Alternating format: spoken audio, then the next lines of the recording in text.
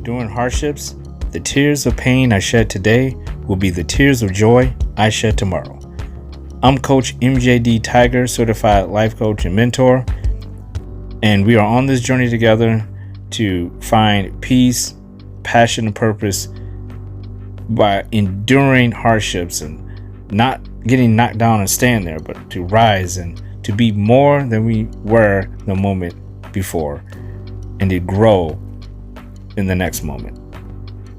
And we can do that by focusing on our self-love, self-respect, self-control, and to bravely and boldly embrace who we are unconditionally. And if no one has told you this today, I love you. You deserve to hear that. Salute to you all. The brave never fall. Learn, laugh, and level up.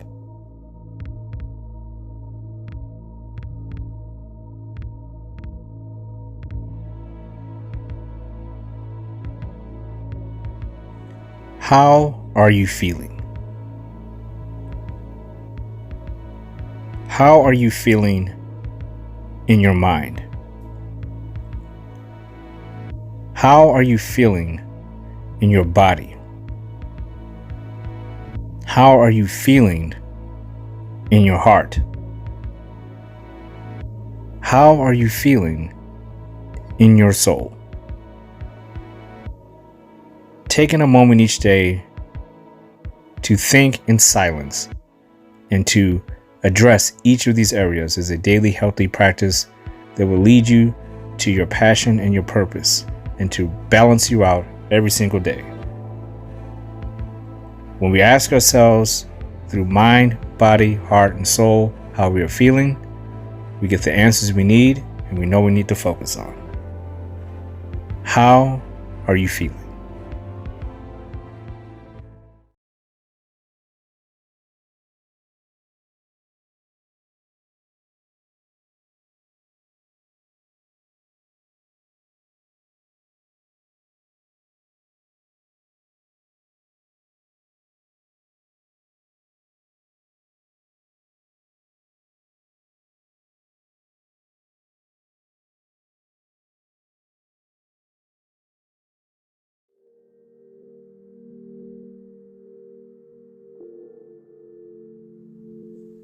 Trust yourself. Trust that you have it within you to get through the next moment. Trust that whatever is beyond your control, whatever is beyond the reach and the scale of where your mind, your body, your heart, and your soul can endure in this moment, trust that what's beyond you doesn't matter. What's behind you doesn't matter. What matters is this moment. Trust that you are strong enough to endure the next moment, the next obstacle, the next test, the next mountain, the next volcano. Trust yourself that you are making the right decisions and that you will stand tall and bravely and boldly endure the consequences of those decisions. Trust yourself that you are more than what your limited beliefs are telling you. Trust yourself that you are capable of being in a loving, healthy, non-toxic relationship. Trust yourself that you are everything you know you were born to be. Trust yourself that you will go further than you ever imagined through discipline, self-love, and self-control. You are here now. Trust yourself.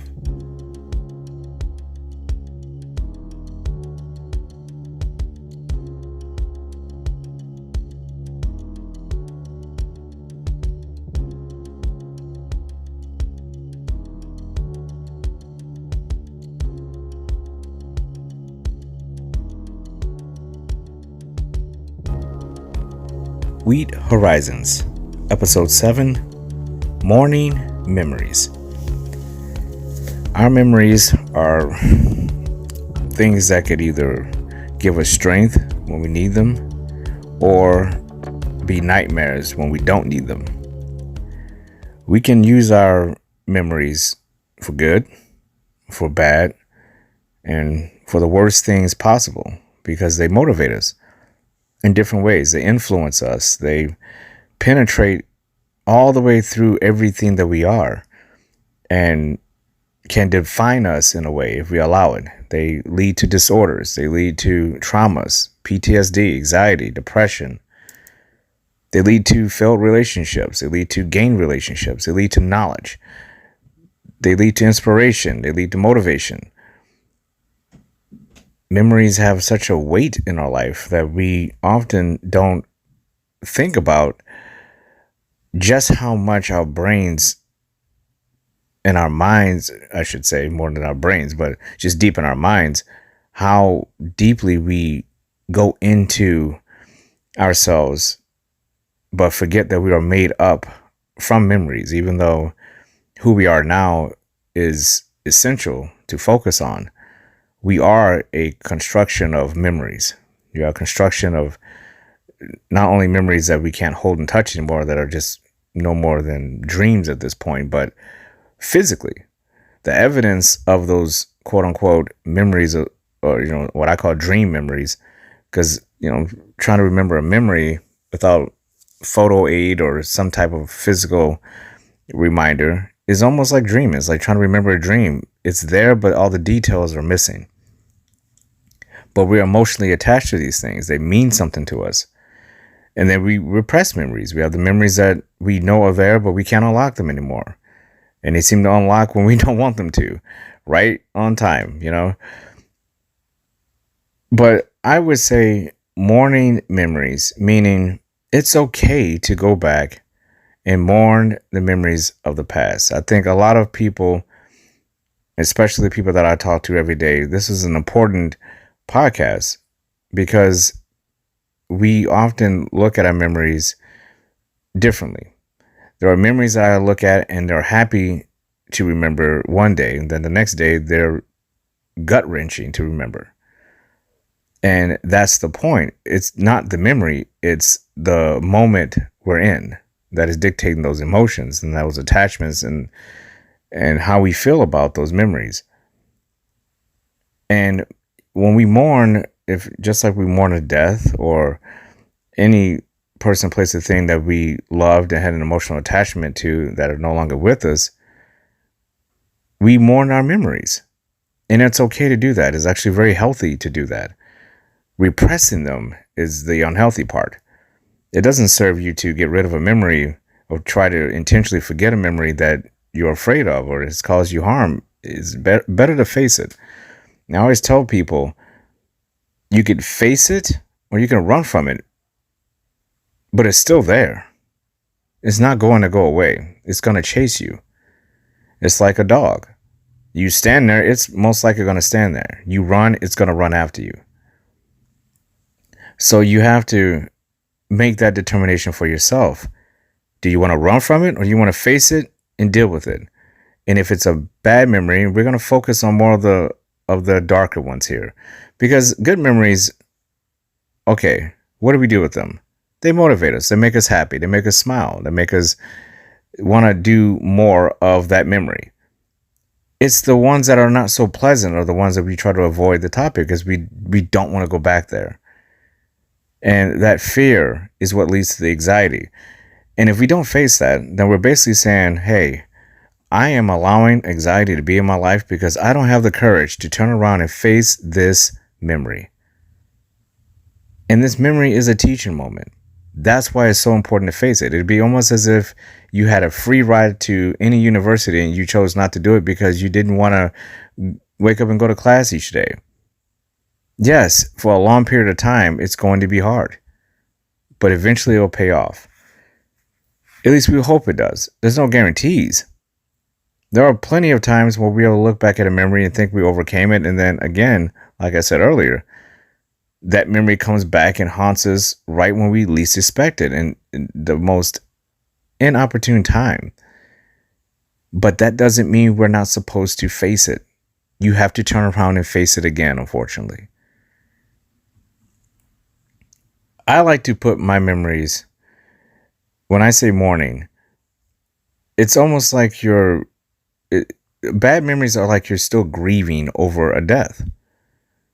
And there are plenty of memories I have in my mind that no matter what I do, the emotional attachment to that memory is more of a grief stage. It's more of that trying to make sense of the memory. And as you get older and more things start to happen, you get more context. Sometimes it makes that memory harder to deal with because now you have all this experience in life, and you go back and now you start playing the what if game. Oh man, what if I'd done that in that period of time? What if I would have said that? What if I would have, what if? Which is why I choose to mourn them. I just stay in the mode of, I know it happened. It's over. I can't do anything about it. And I'm in a stage of acceptance. I went through the grief and the anger. I went through all that. But now I'm in acceptance. I understand what those memories meant and what they represented at the time. But they really don't have that much of an effect on me right now. Yes, they were important building blocks at that point in time to make me who I am now. But they do not govern currently who I am now unless I'll allow them to.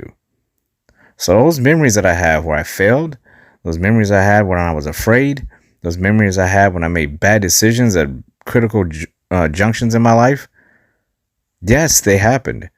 Yes, I can remember them, but they do not affect me now. So what I do, I mourn them. I appreciate that they were a part of my life because they taught me something, just like I would a person. They gave me the strength I needed to move on with the experience. I gained something from those memories, dark or not. Whether I had any control over it, whether I made the wrong decisions, I made those decisions. And now I am here in this current version. But I don't have to succumb to those memories. They don't have to define me. And they shouldn't. Memories I had 20 years ago should not be defining me now in my current state. I should have grown past that. I should have risen above all of that. Very much beyond it. And those who haven't, and I can speak for this because I was stuck in a lot of my memories for most of my life. It took a long time for me to get out of that period of my life where my memories were more of an emotional attachment to me than the people that were currently around me and the places and the things that I had around me that should have, quote unquote, defined who I was in those moments. Really, I was still stuck in being defined by my childhood and my teenage years and my early college years. And if you do that, you're lost. There is no current version of yourself. You're just torn in too many different directions. Which is why I came up with the idea of saying it's dead. The past is dead. I can learn from it, just like I can learn from philosophers who lived thousands of years ago. I can learn from my memories that weren't even that long ago. But that person who made those memories is gone. He or she is dead. I'm alive in this moment. I need to mourn that person that used to be and appreciate them just as I would any other person and learn from what that version of myself brought to the table. Good, bad, or ugly. So instead of looking at mourning the memories as a negative, we're going to mourn these memories in a positive direction. We mourn them in celebration, not in despair and solace. We mourn them in celebration. We mourn our past selves with celebration and gratitude and appreciation. It's not a negative context to say, I'm mourning my memories. People might say, what are you doing? Are you intentionally making yourself sad? No, I'm celebrating that I'm here. Because if I'm able to mourn my past self, that means there were some decisions that were right that still got me here. Then there's always that saying of, in your darkest hours, you find out how strong and powerful you actually are. In your darkest hours, you find out what gifts you actually do have. In your darkest hours, you find out what your purpose could be if you haven't found it already. Because you'll start understanding, no matter what happened in the past, this current version of yourself is the one that has to take action and get things solved. We can't look back and say this past relationship affects this relationship. That's an excuse. I can't excel at this job because I sucked at this job. That's an excuse. I can't go to this church because I failed at that church. An excuse. I can't go to this school because I flunked out of this school. Excuse. We can go on and on and on. What happened back then does not dictate where you're at now and what you can accomplish now. The important thing is, what were the memories that were stuck on you so hard and so deep to begin with that it forced you to be afraid to face them? And if so, what are you doing about it? Now, there's all kinds of things we can do about traumas, PTSD, depression, anxiety, therapy, counseling, coaching, people who are around us every single day. The question is, why don't we do this, and do we take it seriously enough to actually really change anything? We know a lot of people who go to counseling and go to therapy, and what ends up happening is they get stuck in a cycle. They fix one memory, but then another one creeps up, and then they're right back in the same boat. There has to be something in place also to face all of these memories. No matter what happens, we have to be able to trust that we can get through the waves of all these different emotions that come in and out of our life.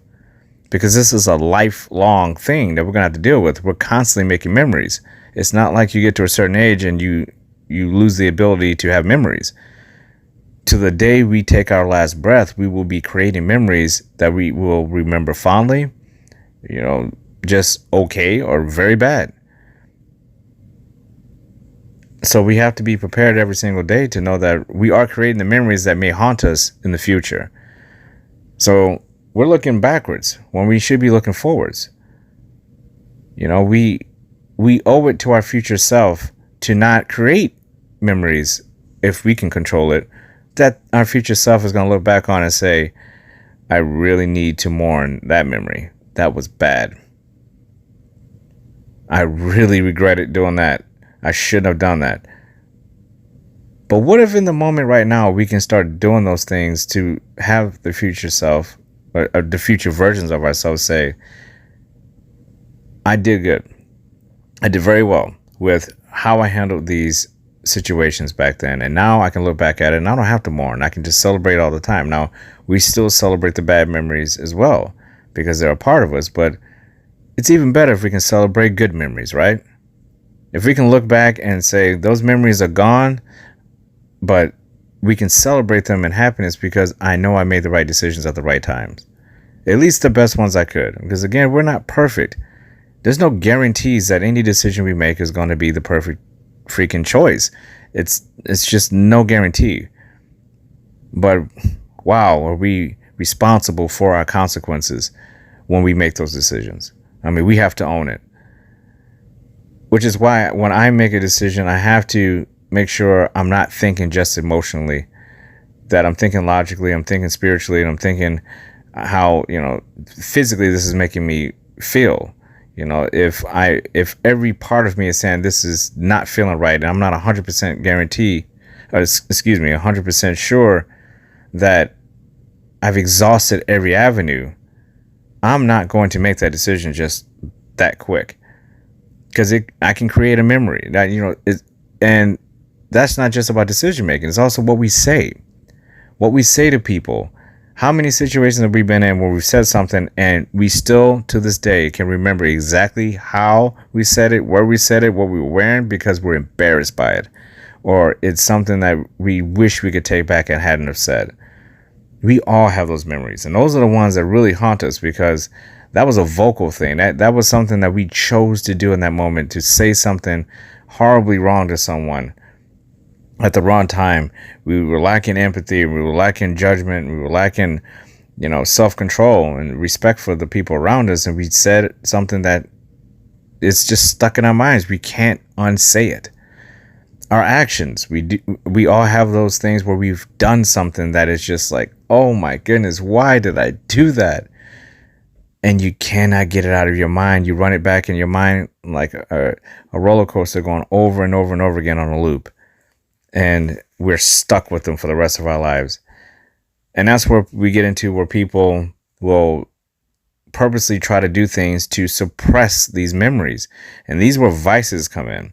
This is where when people start going into addictions to try to, distract themselves from their past.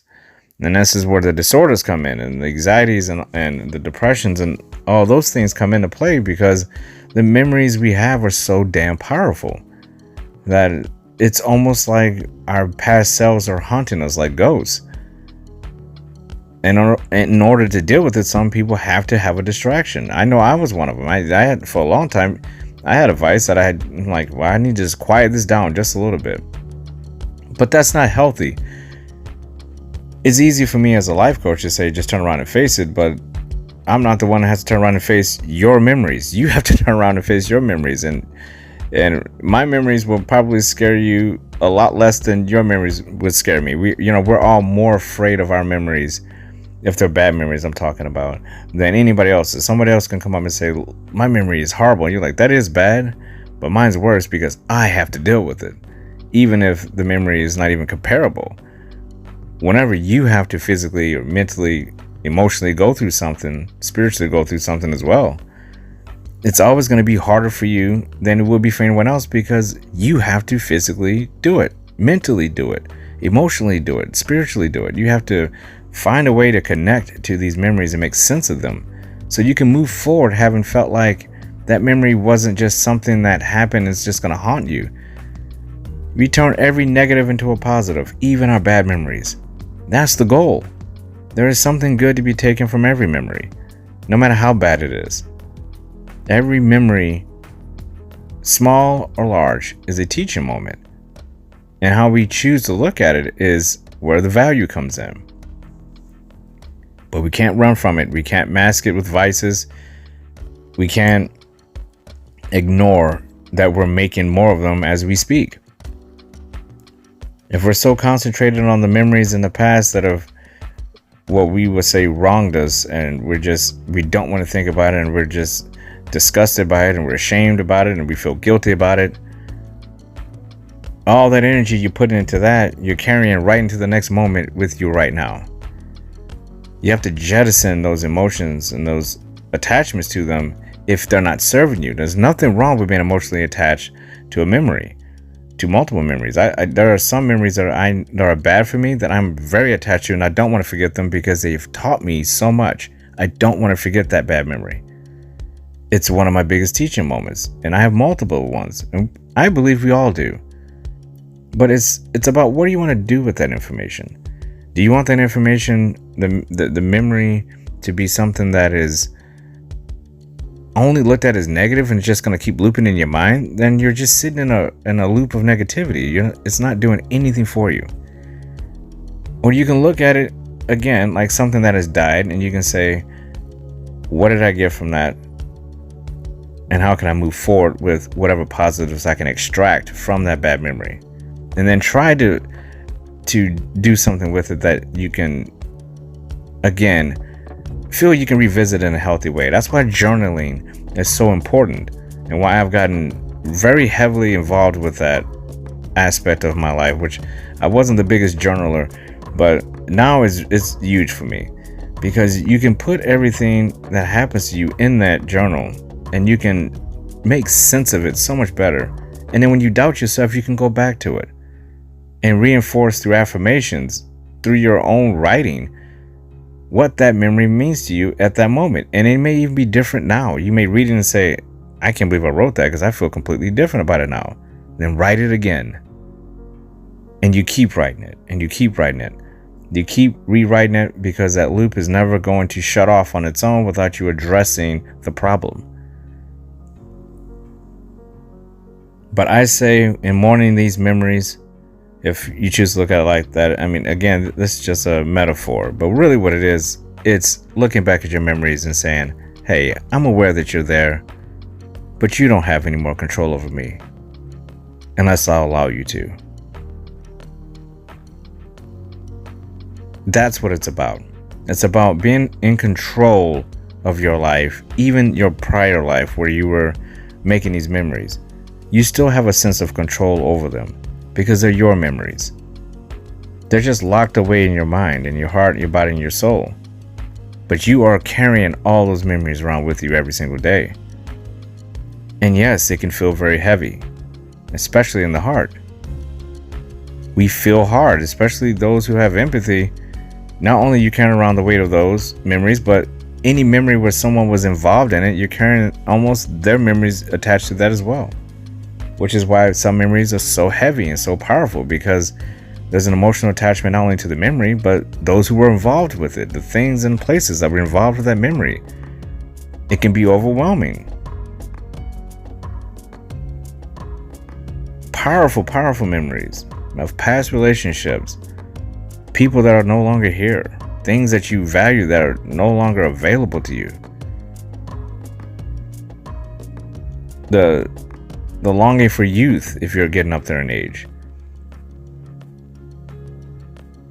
It's all wrapped up in a big ball of memories that affect us. But in order to move forward, especially if you're in a place of peace, in order to maintain that peace, you have to be aware that those memories are peaceful. They're as peaceful as you're willing to make them, even the darkest ones. Because all you have to do is go to a mirror and look into it and say, despite all those memories, I'm still here. Despite the hurt, the pain, the drama, the trauma, the depressions, the anxiety, the stress, I'm still here. That's powerful. That's using your memories for something that will make you stronger. And that's all you should ask of yourself. Those memories are there because you created them, but those memories are there now to give you strength and perspective and experience, and you can go back and look at what you did then, because these same problems tend to creep back up in life. There's only so many different scenarios and versions of life that can disappoint you. There's a lot of things that will happen expectedly or unexpectedly. Remember, we should, expect the unexpected, but not be surprised by anything. You don't be surprised by anything if you're willing to dive into the fact that your memories are there to serve you whenever you want them to. And whenever a new memory pops into your mind and it has an emotional impact for you, you should write it down. Remember that memory. If it's bad and something you don't want to remember, just look at it as like you're mourning it. But don't get down into the darkness of the memory. No matter how dark it is, try to find some piece of celebration out of it. Not attached to the memory, but the fact that whatever it is, you're still here, and that's the celebration. The celebration is that you've made it. You have overcome all those bad memories, all those good memories. You have arrived at this moment. The next breath you take, that's a celebration. You have arrived. You are still here. And there are a lot of people out there who are not willing to turn around and face any memory, good or bad. But for those of you out there who have bad memories like I do, to turn around and face them boldly, I applaud you and I salute you, because it's not easy. But I challenge you to not just turn around and face it, but to do something with it that's productive and healthy for you, that will aid you going forward. And that is embracing it fully, trying to make sense of it, try to make peace with it, make it make sense for you. Keep it close to you. You don't have to share it with the world. It's yours. You do with it what you want. But we don't have to mourn as if sadness is the only way to look back at memories, good, bad, or ugly. They don't have to be things that prove to be negative in your life. I think all our memories, when we look back at them and we fondly remember them, we should remember that there's still positives to be had from them. They're not gone. They're inside of you. You can unlock them whenever you want. And that's the gift of our memories. And if no one has told you this today, I love you. You deserve to hear that. Salute to you all. the brave never fall. Learn, laugh, and level up.